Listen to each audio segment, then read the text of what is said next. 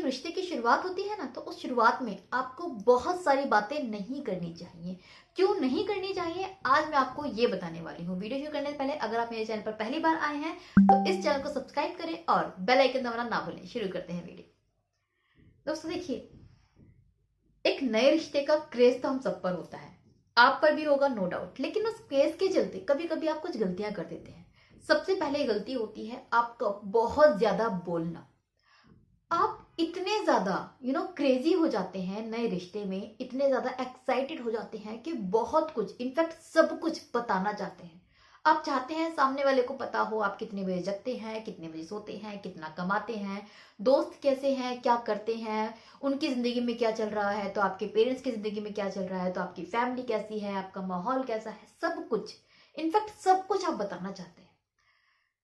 इससे प्रॉब्लम कहां पर है ये समझिए। देखिए, जब आप बहुत ज्यादा बोलते हैं ना, तो आप सामने वाले को सुनते नहीं है। सबसे पहली चीज, जब आप सामने वाले को सुनते नहीं है तो एक तो वो इंसान बुरा फील करता है, क्योंकि जैसे आपका मन है बोलने का, उसका भी है और वो बोल नहीं पा रहा है, तो उसके मन की बात उसके मन में ही है, इसकी वजह से वो आपसे इरिटेट होने लगता है। दूसरा जो बड़ा नेगेटिव इम्पैक्ट होता है वो ये कि जब आप बोल रहे हैं, इसका मतलब आप सामने वाले को सुन नहीं रहे हैं, और जब आप सामने वाले को सुन नहीं रहे हैं, इसका मतलब आप उस इंसान को जान नहीं रहे हैं, पहचान नहीं रहे हैं। और जब सामने वाले को पहचान ही नहीं पाएंगे तो फिर रिश्ता कैसे निभाएंगे।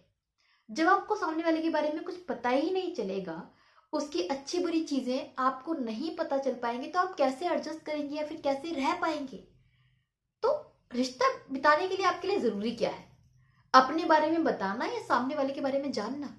आई बिलीव उसके बारे में जानना ज्यादा जरूरी है। तो जानने के लिए जरूरी है कि आप चुप रहें।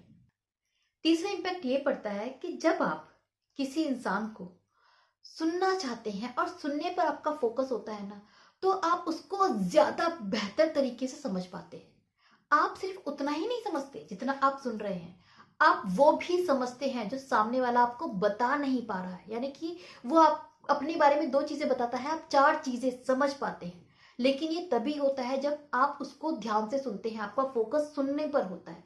अगला आपको बेनिफिट ये मिलता है कि जब आप किसी को सुनते हो तो इंसान आपसे ज्यादा कनेक्ट फील कर पाता है, क्योंकि हर इंसान को यही चाहिए कि उसको कोई सुने। तो अगर आप चाहते हैं वो इंसान आपसे कनेक्ट हो जाए, तो आप उसको सुनिए। आप जब सुनेंगे तभी आप उससे कनेक्ट कर पाएंगे। आप तब कनेक्ट नहीं कर पाएंगे जब आप बोलेंगे।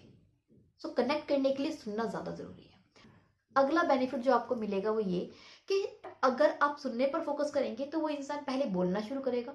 बोलते बोलते बोलते एक टाइम वो आएगा जहां पर उसके पास बताने के लिए कुछ नहीं होगा और उसके मन में इच्छा जागृत होगी आपको सुने। स्टार्टिंग में उसका इंटरेस्ट नहीं था आपको सुनने में, उसका इंटरेस्ट था आपको बताने में।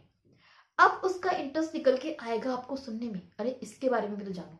वो आपसे सवाल करेगा और आपसे बात करने में ज्यादा इंटरेस्टेड होगा, आपके बारे में जानने में ज्यादा इंटरेस्टेड होगा। सो इससे चीजें बहुत इजीली मैनेज हो जाती हैं एक रिश्ते में और 2 लोग ज्यादा अच्छे से कनेक्ट कर पाते हैं। सुनने से जो एक और फायदा होता है, खास करके इंगेजमेंट के बाद, कि जब आप सामने वाले को सुनते हैं और समझने की कोशिश करते हैं, तो आप ये डिसाइड कर पाते हैं कि सामने वाले के साथ में आपकी लाइफ अच्छी बीतेगी या नहीं बीतेगी। उसका एटीट्यूड क्या है, उसकी मेंटेलिटी क्या है, क्या वो आपके साथ एडजस्ट कर पाएगा, क्या आप उसके साथ एडजस्ट कर पाएंगे। उस इंसान को जानने में, समझने में बहुत हेल्प मिलती है जब आप एंगेजमेंट के बाद अपने पार्टनर के ऊपर फोकस करते हैं, उसको सुनने में फोकस करते हैं, उसको समझने पर फोकस करते हैं। इसलिए जरूरी है कि अगर आपकी एंगेजमेंट हो गई है तो आपका जो फोकस है वो सुनने पर हो, ना कि सुनाने पर, ना कि समझाने पर। सो ये कुछ बेनिफिट और डिसबेनिफिट होते हैं ज्यादा बोलने के एक रिश्ते में, खास करके जब रिश्ता शुरू होता है, रिश्ते की शुरुआत होती है। तो उस टाइम पर होप आपको समझ में आया होगा कि आपको क्या करना है और चुप क्यों रहना है।